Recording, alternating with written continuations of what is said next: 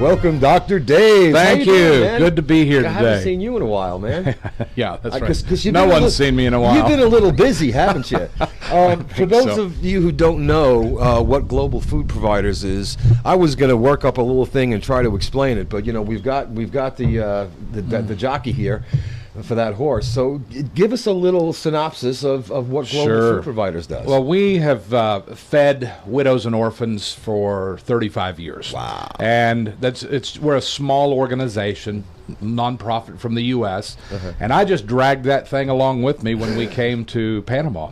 Of course, we built a farm almost 6 years ago, 6,000 meters of greenhouse. It's a very small monster. That's not really small. But we grow superfoods. The farm is open to the poor. They can come. Anyone who's in need, they can come and get what they need and take it away. That's just free of charge. Come and get it. Yeah, that's Yeah. fantastic. And then we also have a dehydration center where we dehydrate superfoods, kale, Swiss chard, okra, spinach, and moringa, and some other things. Yeah, and we turn it into powder, and it's a great superfood where they can take one heaping tablespoon, throw it in a pot of rice while it's cooking, and it's like every family member getting an entire pound of super salad. And I could tell you from personal experience that is very good. It is. Yeah. You had last time you were on the show, you brought me a bag of, I think it was kale, maybe, and I didn't know how to make it because I just figured, but then my wife and I had contacted you, and you gave us this is how you do it, and it was good.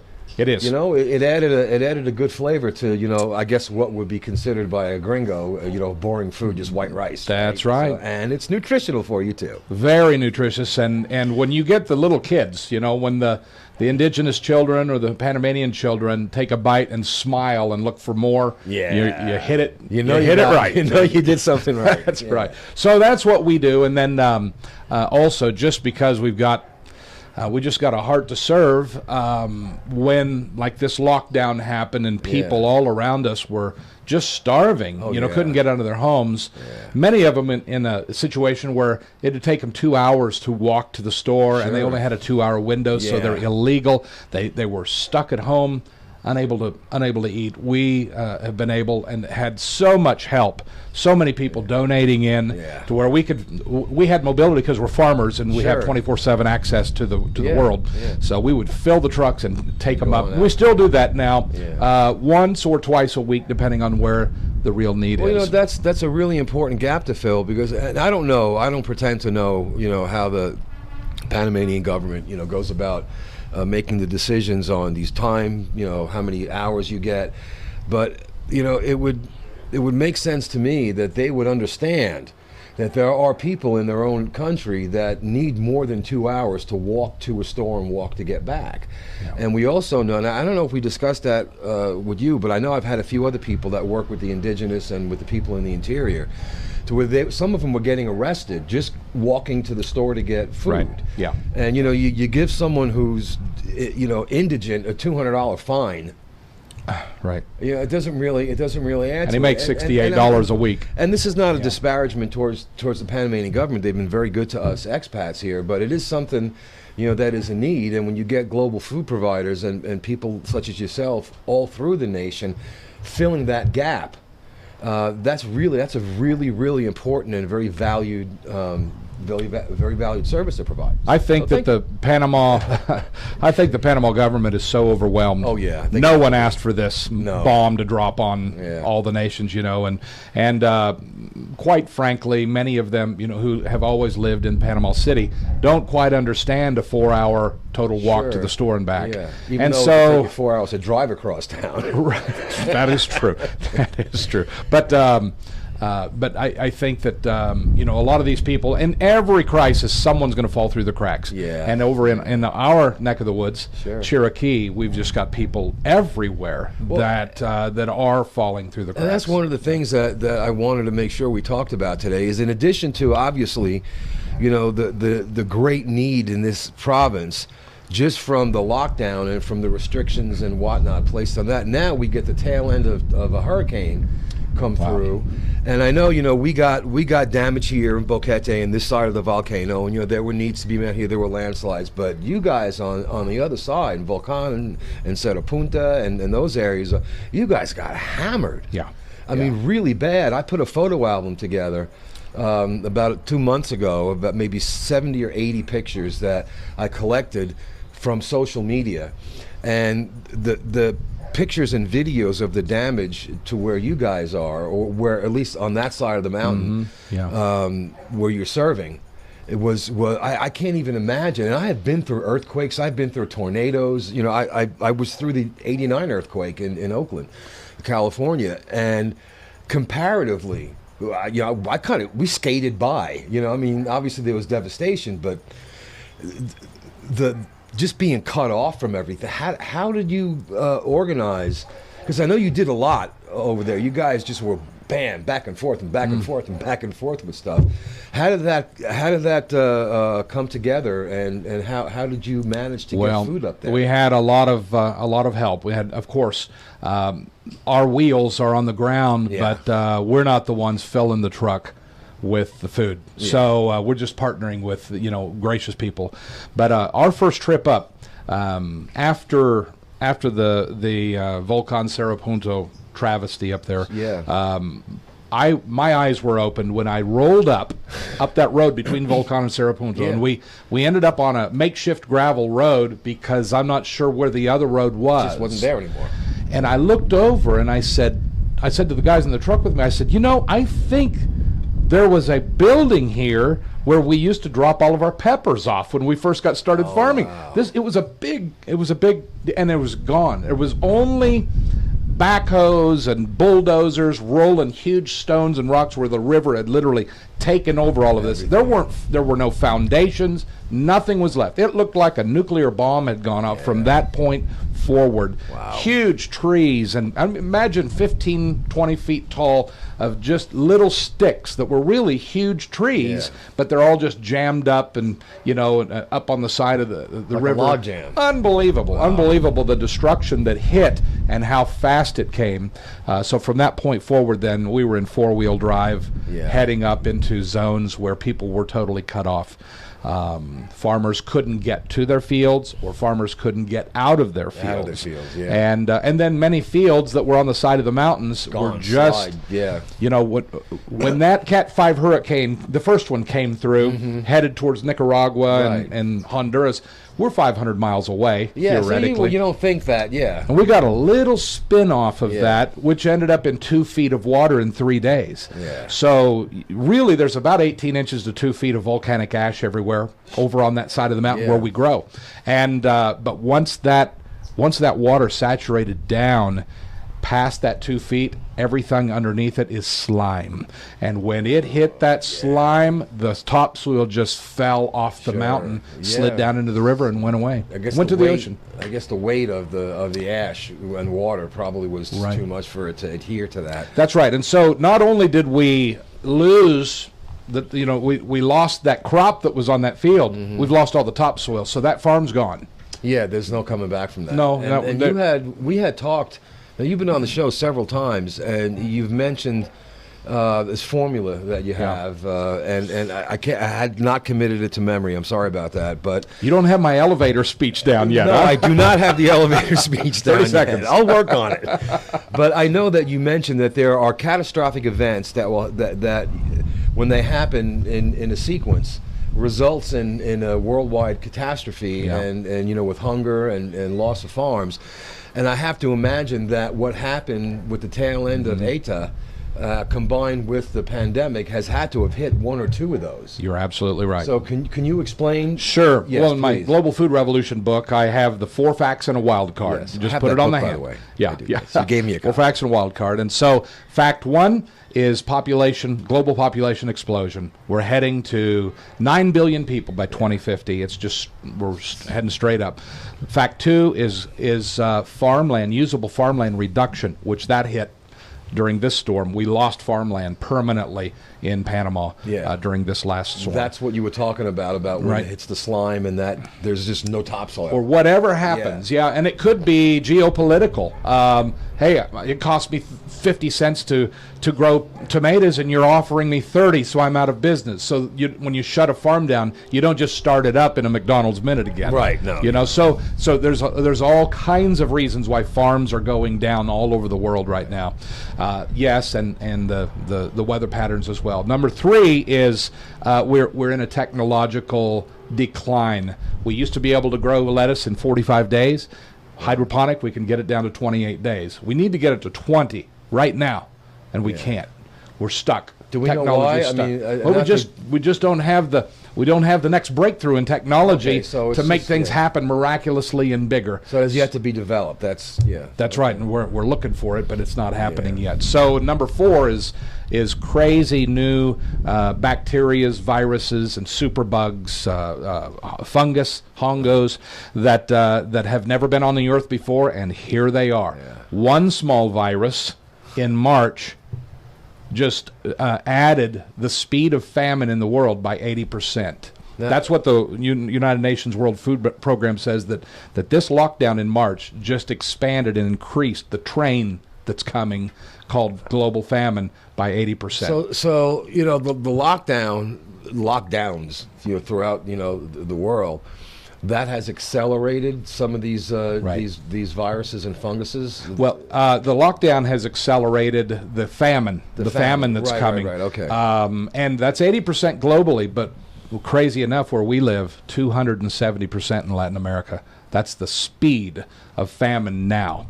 I could share a couple of reasons that I see on the ground why, but I'm sure it's much bigger. Well, no, we would appreciate that, because most of us, we live in our living rooms and we watch TV and we get stuff from our phones. So you're on the ground. You're like the general, boots on the ground. So give us a little insight. I'm the corporal. I'm the corporal driving the truck. All right. And government has released a report saying that 40% of all students in Panama have been lost. Now, we sent them all home, no more school. Right. And the only way back to school now is through a cell phone, an internet connection, electricity, and a Zoom call with your teacher. Right, which, that's not really a household, norm. Well, let's get into the indigenous world where they're living on dirt floors and no electricity. Who's got a cell phone with an internet connection and a Zoom call?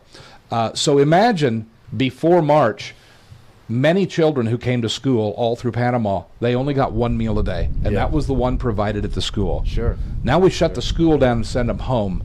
Where is that meal coming from? Yeah. So that's the beginning of famine expansion right there. There are kids all around us, and especially in the indigenous zones, that are not eating and classified severely malnutrition. Sure, yeah. So that's one deal. Another would be the Panama government put out a story. I think I've got it in my truck for you here in Spanish. That by the end of 2020, this is big. 25% of all Panamanians will be unemployed in the next 3 weeks. 25%, and that's because the destruction of business, destruction of the economy. It has not been able to rebound yet. So when you have 1 in 4 not working, you have 1 in 4 not paying their bills or eating. So I would imagine that's got to be an exacerbated number, because from what I understand, that those figures are based on contract workers that they have records on.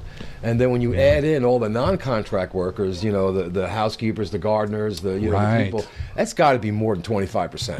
You're probably on something there. Yeah, absolutely. Because those people they're not recorded. They're not getting the vouchers. They're out there pretty much on their own. Right. Now, if you've seen, we're seeing the effects of that right now locally. Yeah. If you're seeing all the pickup trucks coming around selling vegetables, everyone's got a stand on every other street corner. Yeah, I have noticed that. Those people probably have lost their jobs and they're selling vegetables. They're trying to pay their bills. Yeah. And so we really want to encourage you, find one that you can adopt. Go buy your papayas and your bananas from them, and just befriend them and help them. They've lost everything through this, and they're trying to make it up. We're seeing, when we go down to the market in Dehydrate with our produce, we see 1,000 people down at the market, all buying vegetables and fruits. They're loading up the buses, the little yellow buses that say colegio on them. Yeah, yeah. Well, there is no colegio. No, there is not. School's gone. So they're using those vehicles now to try to develop a base of selling food. Like a route. Yep. So we're seeing some of that. If you're seeing people selling bananas on the side of the road, these people were formerly employed, and they're just trying to pay their bills now and keep their families fed. So we see the effects of it around here. What, 270% expansion through Latin America of famine because of the last 7 months of lockdown. One of the things we see in the farm level, if you can imagine the farmers up till March, they and this is everything from agricola, growing chickens, to the farmer growing carrots. Right. They had 50% of their business was restaurants. Right, yeah. And I can't say it's exactly 50, but it's a large portion is restaurants. Well, all the restaurants are closed, so now all we need is 50% for the people. Yeah. So all of a sudden they have a double crop coming out. And the price, if you notice, the price was low on food during the first part of the lockdown because there's so much of it. Yeah, someone please come take some of these carrots away, these tomatoes and all that. So the farmers really suffered. Many of them lost a ton of money. They couldn't even afford to get the crop out of the ground, let alone to bring it down the mountain and give it away. So then many of them, being broke, did not replant for the restaurants to reopen. Well, you now restaurants are open. Everything's kind of opened back up, at least for a time. Yeah. And everyone's looking for carrots. Everyone's looking for tomatoes, and the price is going up because supply and demand. There's no supply. Yeah. So that's part of how famine is created, is when you disrupt a fragile supply chain, and it's disrupted in Panama. I can't even imagine Honduras, which their main cities are 95% destroyed from the hurricanes.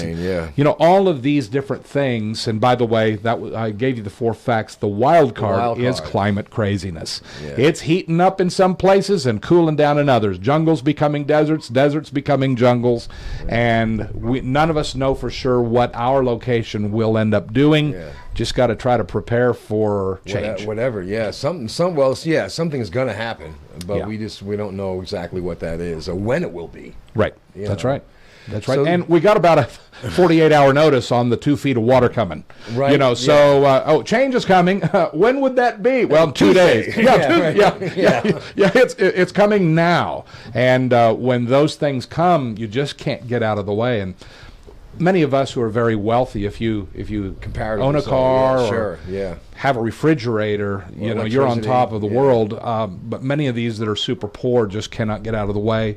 They don't even get the news in time, let alone being able to get off the mountain or prepare with some extra rice. Or it's tough deal. And not even look, a lot of them, even if you told them you got a couple of days, they don't have the resources to prepare. That's right. It's like, well, let's go dip into our savings jar and go buy extra rice. That doesn't exist. Right. It just doesn't exist. And a lot of the times, a lot of us expats, our version of living hand to mouth is way different than the reality on the ground here.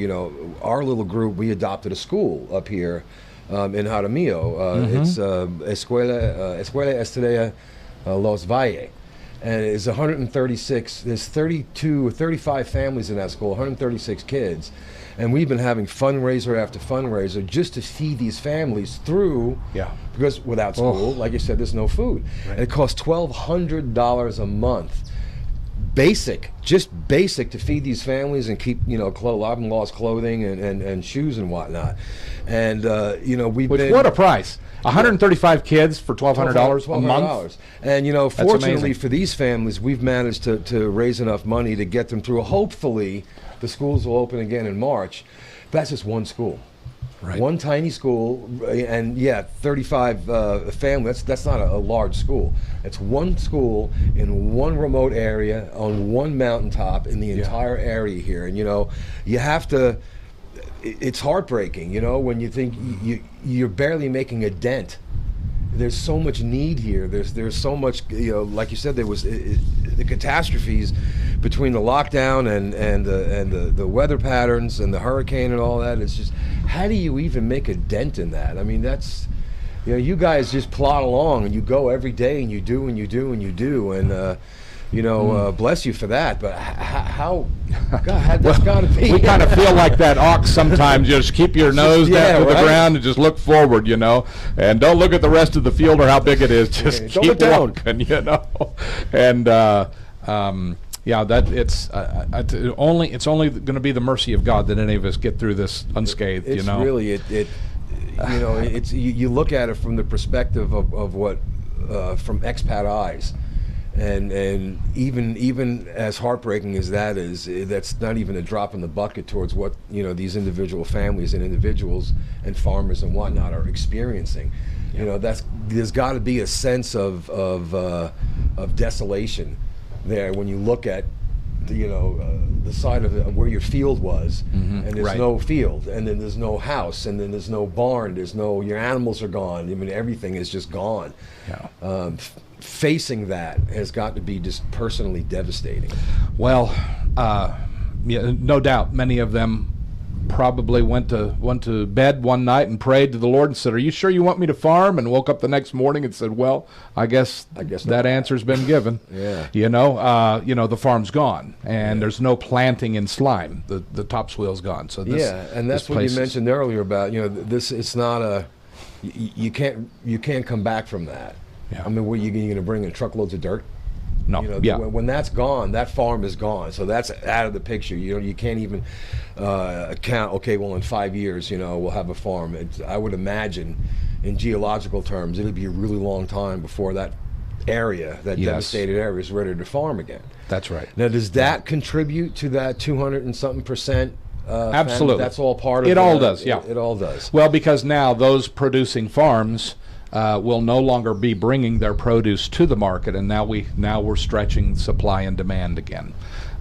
So yeah, absolutely, that's a piece of the story. It's not all of it, but it's when you get enough pieces together, you come up with the perfect storm. Yeah. That's the danger that we live in right now. There is some good news. Yes, I was going to ask you. So I know there's good news because I read your Facebook posts and I see what you guys at Global Food is doing, and I've watched your videos, you know, of you driving at 4 o'clock in the morning. This is what we do at 4 a.m. You know, and all you see is dark outside the window. And I know you've already been up. You guys have already been up, and your workday has already started in hours before that. So, yeah, let's have some good news. Well, in extraordinary times, it opens up new avenues, new supply lines, new opportunities.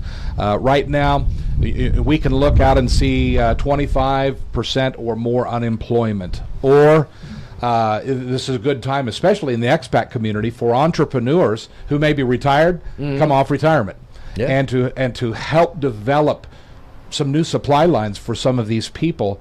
You know, literally, anyone in the business world could develop multi-million-dollar businesses right now, bringing in new products, new services, new supplies, things that were not acceptable or not profitable before are now suddenly you've got an entire force, an entire team of workers ready to go. You know, and that could be in any area, but it always crisis always produces new inventions and new opportunities. So they're here. I really recommend anyone that's got a heart of compassion, a little extra time, and a bunch of wisdom stored up from your years and decades, get on it and start looking and find that niche that you're good at and help bring this country back. Yeah, and there's a lot of that, especially in the areas, you know, like this area and areas like Coronado, where there's a huge concentration of retired expats, and not just from the States, from everywhere in the Western world anyway, that have, you know, a lifetime of wisdom in these fields. I mean, I've met people that have been in They spent their life developing water purification systems. Yes. You're civil engineers, people who can offer their services to maybe make the roads a little more stable.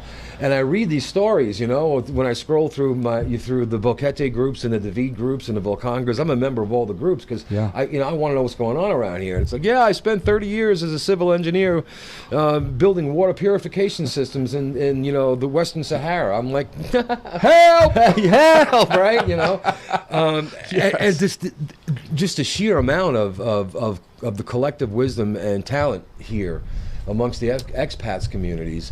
When you look at that, and then you look at all the need, you wonder, well, there's got to be a bridge there. There's got to be a way to get that knowledge, talent, wisdom, and experience, and put it to use. We all love Panama. We wouldn't be here if we weren't. And when we read these things, or when we talk to people like you, who has boots on the ground, and we see and we hear, we understand the scope of the need here, and the precarious cliff that we're hanging on in so many different areas. If it doesn't move you to want to act, I don't know how to even know how to address that without seeming like a jerk. I don't want to, but right. This is our home too. Yes. And the people that live on the mountain in the tin shanties, they're our neighbors. Right. That's right. And I don't care who you are, what you believe, what side of politics you're on. My judge of someone's character is how do you treat your neighbor, whoever that neighbor might be. Right. So when we have organizations like Global Food Providers that's out there in these communities bringing resources, well, how do you treat your neighbor? That's the way I firmly believe that our society will be judged, on how it cares for its weakest weakest members. And there's so many resources here. There's so many of us here that are comparatively filthy rich. If you have a car, if you have a home with electricity, if you have food in your refrigerator, and if you have enough money to go out to eat once a week, you are comparatively very wealthy. Yes. Yeah. And who knows that in divine providence that maybe we thought we were coming to retire, but really we came for this time. Yeah. Well, to be a key to help this country, in a very particular way that we had no idea in the past. One thing that we a lot of times things come in seasons.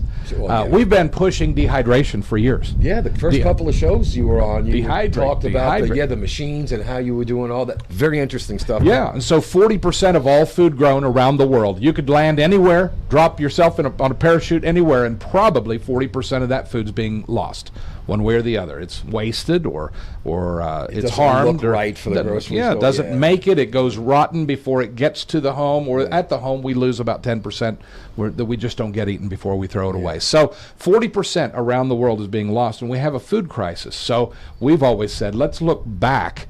Instead of only trying to grow more, let's look back and try to save some of the 40 that we're losing. Dehydration's a no-brainer. It's easy to do, not rocket science. So we've pushed dehydration, and for years people are like, that's really a great idea. See you later.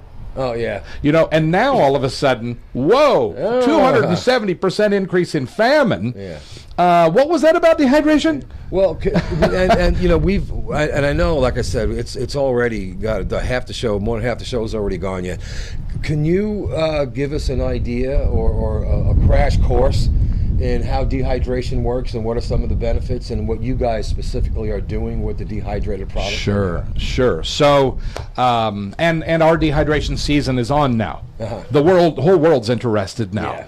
Because the great need for food is here. So if you've ever seen a tomato that's starting to shrivel up, it's starting the dehydration process. The liquid, the water's going away, and normally we throw that tomato away, but we personally would just love to have that tomato if you could get us a truckload of them that are just starting, because they've actually helped us get it into the dehydration system.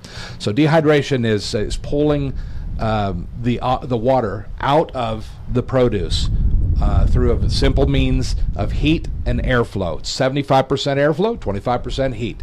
You just run the air over the top of some cut vegetables or fruits, and in a very short period of time with a little heat added, that water will disappear, and you end up with a dry produce that has all the nutrition in it, but it weighs 90% less, because 90% of it, most everything, is water, and it will last if you'll seal it up and keep the humidity out. It'll last up to 6 months in the tropical environment, up to a year in other places of the world. So you have time now to get this nutrition on location, and then when you put it in hot water or however you want to rehydrate, it comes back. So a powdered soup mix or little cubes of tomatoes, onions, and peppers, you can throw that in a pot of boiling water. They come right back to normal again, and you have all the nutrition.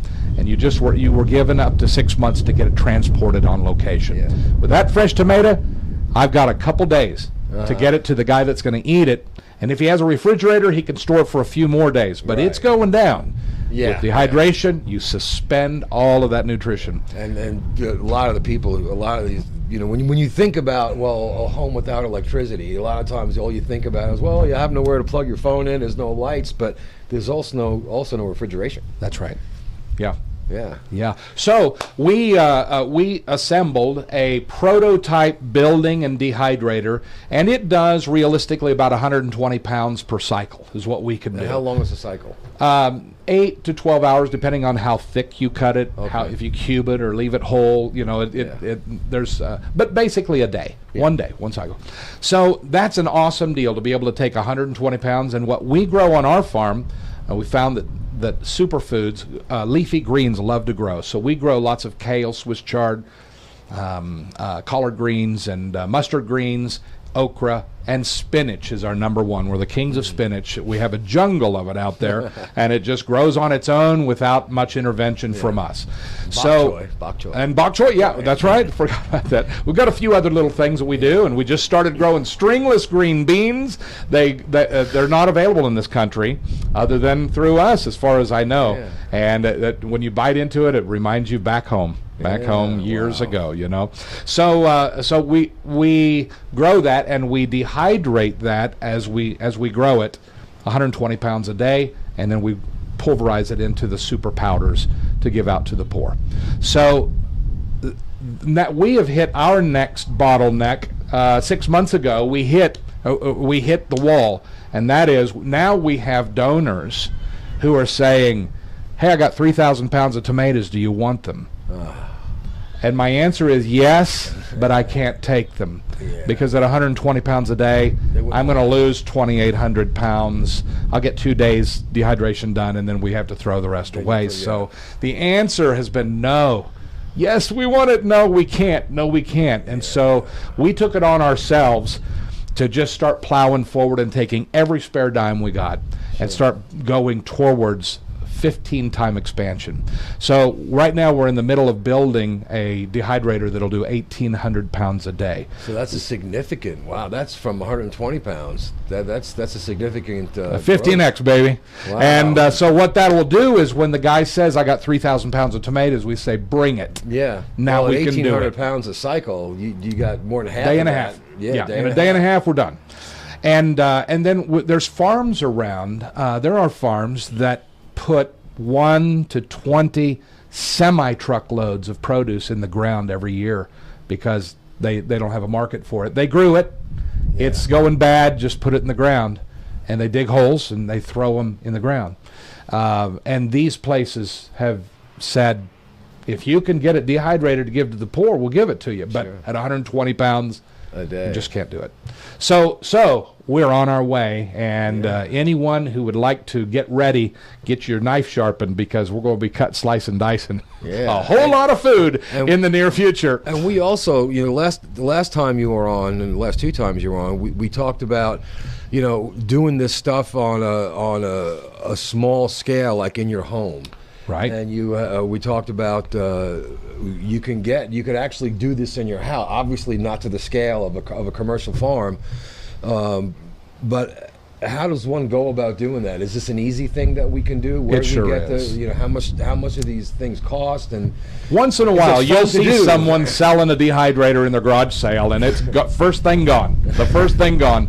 The only other way is to go online. You can go to Amazon. Cabela's, any place that deals with with outdoor living, and you can pick up a dehydrator for $150 to $500. If you want the $450 to $500 one, you're going to get a stainless steel unit that's going to last forever. And we've burned multiple little dehydrators up. Back when they were $89, we'd buy 5 at a time and do everything we could just to help feed our neighbors. And we would just melt the plastic. Those were plastic units. We'd just melt them down. But we'd get 250 cycles out of them before they melted. But absolutely, you can get a little one. I really believe in the future that. Matter of fact, right now, China is hurting so much for food. They've put national mandates out that you will order less at the restaurant and you will not waste anything. And they're real serious about that because of the amount, millions of tons of food waste in a crisis that they're having. So in the same way, we've seen France, different places in Europe, they're beginning to put out mandates, national laws that say grocery stores, you're not allowed to throw your food away. You've got to give it to a nonprofit or someone to where it can be used. So I think in the future, where we see a microwave today, we may see a dehydration unit in the future. I wonder if you can dehydrate food in an air fryer. You absolutely can. I've got one of our board members on our nonprofit. He does it every day in his air fryer, and he's always showing pictures and videos of. Absolutely. You can get a decent air fryer for about $100. That's right. $150. If you really want to go high end. And I'm thinking, as you're talking, I was like, heat and airflow, isn't that how an air fryer works? You're absolutely right. So you can air fry your whatever, and you could also dehydrate. Hey, there's 3 tomatoes going down. Cut them, throw them in, turn it on. Fryer. My wife wants an air fryer so bad. She keeps telling me, I want an air fryer. And I'll log it in my phone because I don't remember anything. My brain is like a sieve. So I'll August 27th, 7:28 p.m. Wife says she wants air fryer. And I'll put that in my little list of things, when anniversaries come around. Now if you can just remember where that list is. If I can remember where that list is. But, my wife is as you know, because we've talked about this, she's a produce hound. She loves produce. I mean, she's like an unintentional vegetarian. She doesn't not eat meat because of some, moral cause. She just loves fruits and vegetables. Couldn't get to it. So I'm like, wow, but, things being as they are sometimes, money's a little tight. But an air fryer would serve 2 purposes. Yes, it would. Because now you can all your friends, look, this is it's like when the Instant Pot came out, everyone's doing their videos, right? I could just see my wife doing videos on dehydrating stuff in the air fryer because we go through a lot of produce, and every couple of days we're at either the market or one of the trucks buying produce. I never used to like vegetables and fruits because I was a child until about 2 years ago.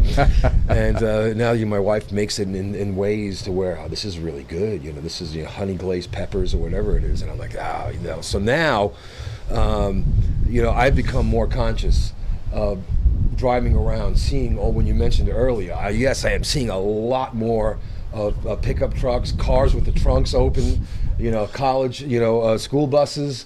Around, and I just figured that I knew that there was a glut of food, but I didn't realize until we were talking today the severity of that. Yes. And what predicated it getting to that situation and all of that. So if you want, guys and gals out there, go get a food dehydrator or an air fryer. And you can start doing this too. Well, I have an idea that I can spot what's in that box under that Christmas tree this year. I know, right? At the Stefanelli house. It's not a tie. Oh my God! Yeah. Well, you know what though? This is an agricultural society. And when the agriculture goes away in an agricultural society, you've got famine, as you so poignantly addressed, and it's. On the one hand, it's really, really good. I mean, it really does my heart joy. when I see the things that organizations like global food providers are doing in this country, because it gives me it kind of restores your faith in humanity.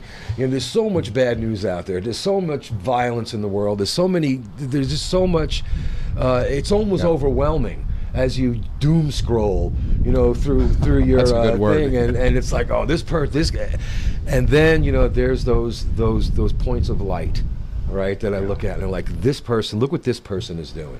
This organization is helping these people. This organization's building, water wells in Sahara Desert. This organization in Volcan or in Puerto Rios is feeding, an entire province. And it restores your faith in humanity when you see good done on a large scale. And even a step further, when you see other people doing things like buying air fryers or dehydrators and doing that is a direct result of what places like Global Food is doing. It brings that education that otherwise people might not have. People might not know you can dehydrate stuff in an air fryer, or what even dehydrating it is and how it could help you feed your neighbors. A lot of us have. I live in a Panamanian neighborhood. Most of my neighborhood is working class, and most of that neighborhood is now out of work. And I would love to be able to just dehydrate 10, 20 pounds of vegetables and just give it to my neighbors.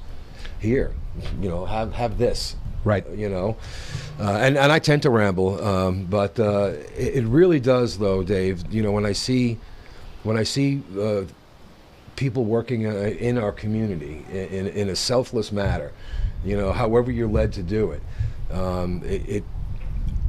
it makes me proud to be part of this community when I see the generosity of this community.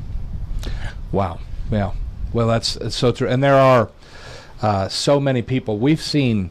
We always say it's time to become a global food revolutionary. Yeah. And what do you need to do? Get a Dehydrator, dehydrator, an air fryer or just do something, and you've joined the answer. Yeah.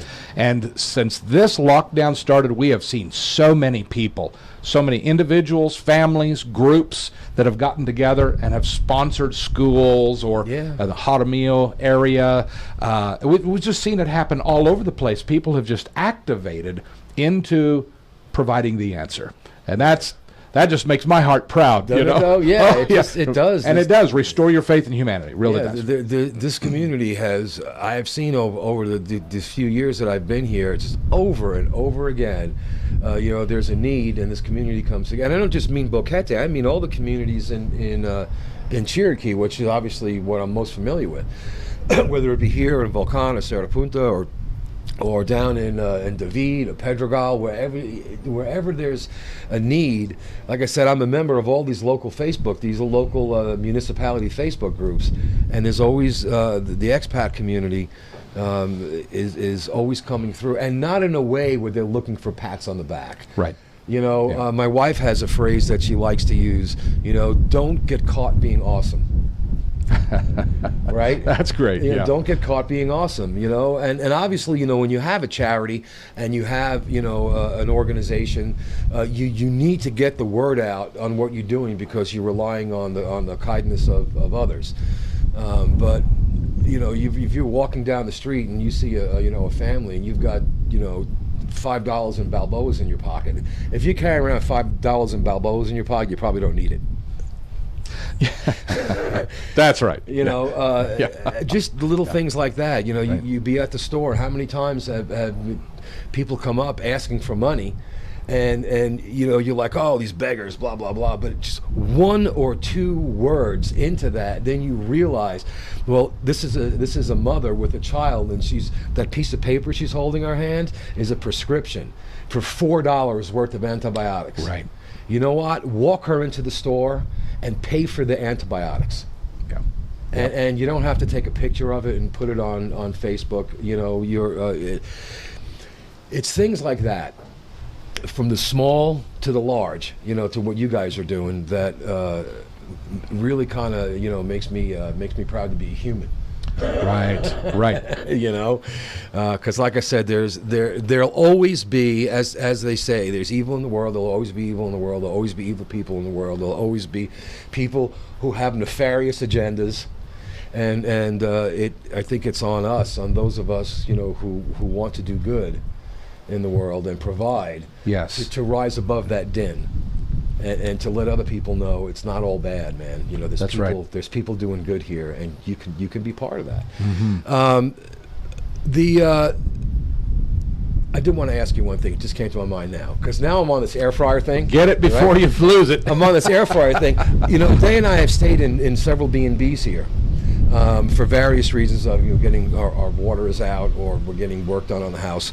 And I noticed a lot of these places have convection ovens, which I know is a heat. Can stuff be dehydrated Absolutely. in a convection oven? So now we Absolutely. have three choices, right? We can get a dehydrator, an air fryer, Sure. or a convection oven, Yeah. and we can dehydrate food. And even a regular oven, you know, YouTube University will teach you all of this. YouTube University. But you know, you crack, you know, you put something in at 150 degrees and just crack the door open so the air can move, and you have a dehydrator in an oven. In a regular oven. Sure.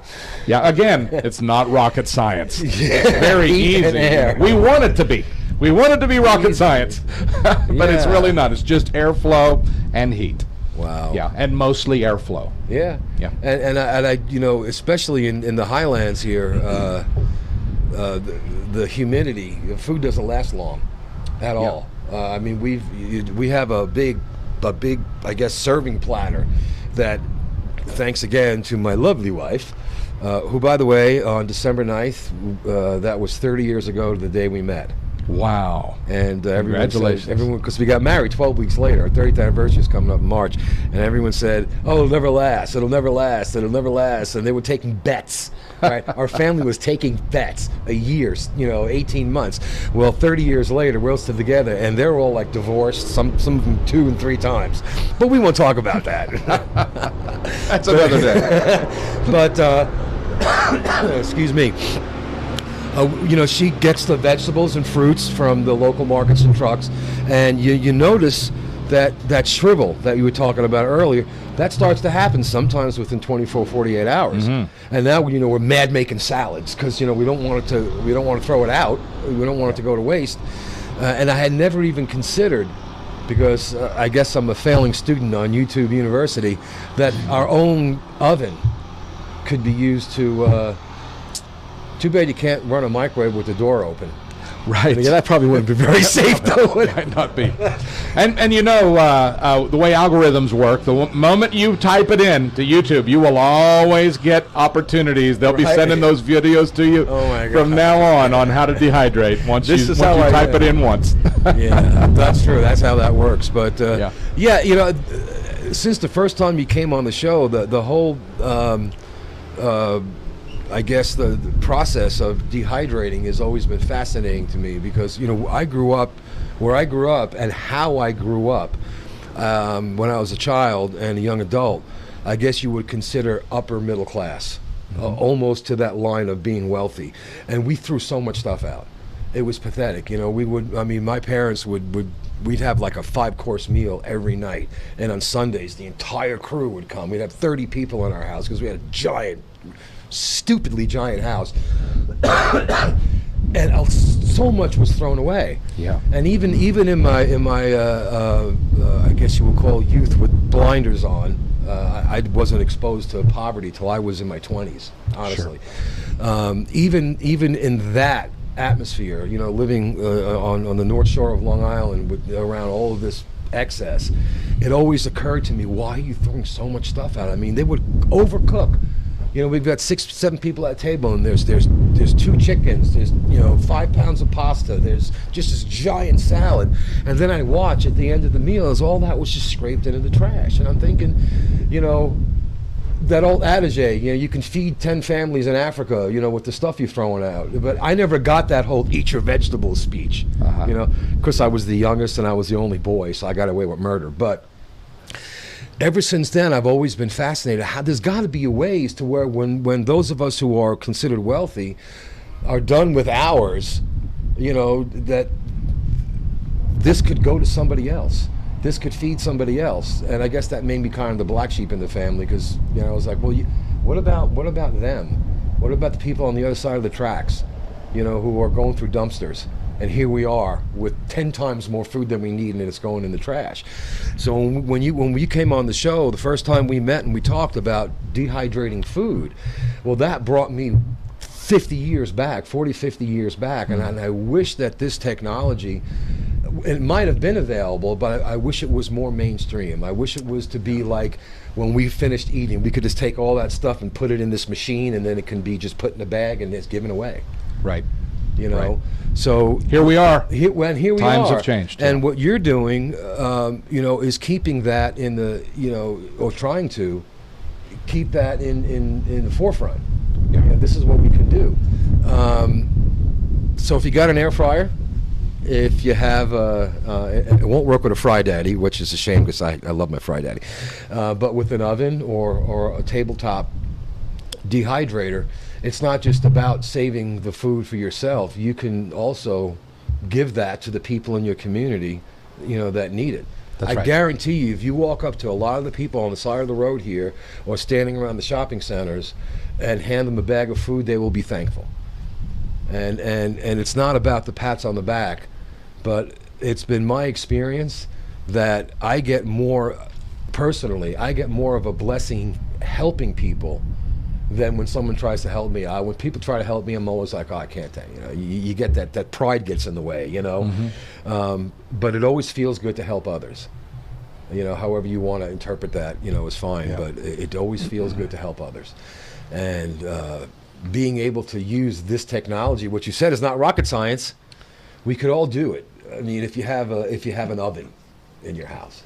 That's right. And I think that to expand out just a little bit further, we can use multiple timelines. If you have food that you cooked and you got a ton of it left over, and that happens to all of us from time to time, a good vacuum sealer and a refrigerator. Yeah. Vacuum seal that thing and then target and find your family. And those aren't expensive, by the way. I've seen vacuum sealers on Amazon for under $50. Sure. Yeah. And then you target a family with 4 chicken breasts and some a different deal of salad or whatever. They've got 24 to 48 hours to eat that. Sure. And so you can. Now that wasn't dehydrated, but it was still preserved and distributed where the need was. So once we develop these, I don't want to call it a system, but you just a heart viewpoint that hey, I've got this extra. I'm already thinking where this is going to go tomorrow. Yeah. Now it's either going in the dehydrator or the little unit, or I got a place to get it tomorrow. I've got a gardener that needs it. I've got a neighbor that needs it. Once we do this, we are our brother's keeper. Yep. And we are taking care of the neighborhood. And we can do it small, and I can guarantee you, once you get started small, it grows automatically. And that's what we did. We started small decades ago. Yeah. Just, feeding who we could, and it ended up into semi-truckloads. It ended up into a farm, and, now we're thinking about thousands of pounds per day of dehydration, and working towards that. And it's just because once you grow it, or once you do it, it's so rewarding. Yeah, it is. And somehow, I don't know how it happens, but it's like people and God all get involved and miraculously bring stuff. And those, and we're out of time, but those words of wisdom from Dr. Daniel Daves of Global Food Providers. I wish we had more time. Yeah. And when I ask people to come on the show, they go, how long is it? I'm like, it's an hour. No, I'll never be able to. No, you don't understand. I used to do a 3-hour radio show up in the States, and it went by like that. Anyway, I want to thank you very much for taking the time out of your very busy schedule to come and talk with us. Well, you've been listening to BoqueteNOW Talk Radio. We've been talking with Dr. Daniel Daves of Global Food Providers. I'll put all the links and stuff in the post-production so you can find out what he's doing, watch his videos. And we will be back next Friday. I'm not really sure who we're going to have on, but I promise you it'll be somebody fun. Sponsored, Big Daddy's Grill, Boulder 54, Tap Out Sport Zone. Pasa un buen día, mi amigos, mi amigas. See you next week.